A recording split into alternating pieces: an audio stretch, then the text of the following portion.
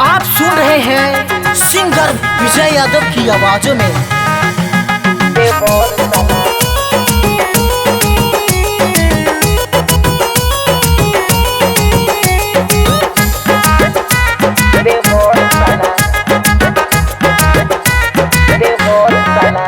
अरे आम के सीजन में पाक गइल डंका पियवा हमारे रहेला श्रीलंका। अरे तो बोला लो काहे देर कइले बाड़ो। आम के सीजन में पाक गइल डंका पियवा हमारे रहेला श्रीलंका।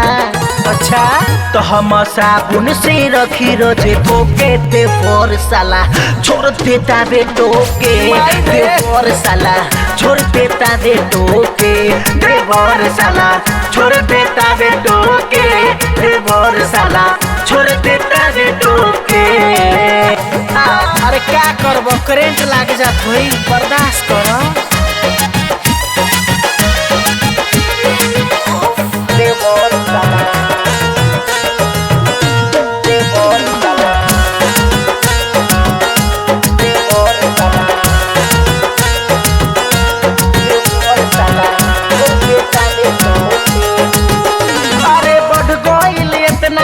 झूल गइले डाली केहू लगावे वाला हो नहीं के चाली।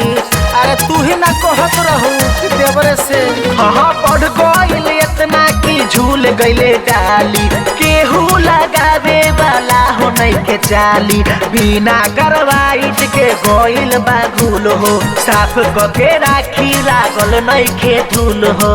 तू काहे हो आजू से वाला भइले आमे ओके ते फोर साला छोड़ देता बे टोके दे फोर साला छोड़ देता दे टोके दे फोर साला छोड़ देता बे टोके दे फोर साला छोड़ देता बे टोके।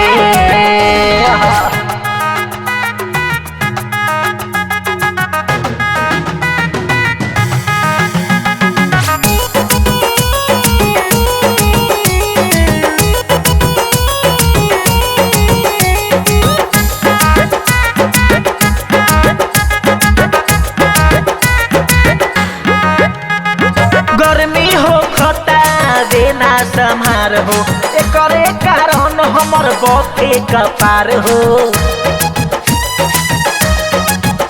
अरे गर्मी हो खता बिना संहार हो एकरे कारण हमर बके कपार हो।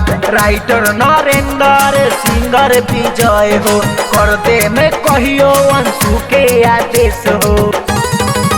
अचुआतावे अब ठोपे ठोपे दे फोर साला छोड़ देता बे टोके दे फोर साला छोड़ देता दे टोके दे फोर साला छोड़ देता बे टोके दे फोर साला छोड़ देता बे टोके। अरे आम के सीजन में पाक गइल डंका पियवा हमारे रहेला श्रीलंका। सीजन में पाक गइल डंका पियबा हमारे रहेला श्रीलंका। तो हम साबुन से रखी रोजे धोके दे फोर साला छोड़ देता बे टोके दे फोर साला छोड़ देता दे टोके दे फोर साला छोड़ देता बे टोके दे फोर साला छोड़ देता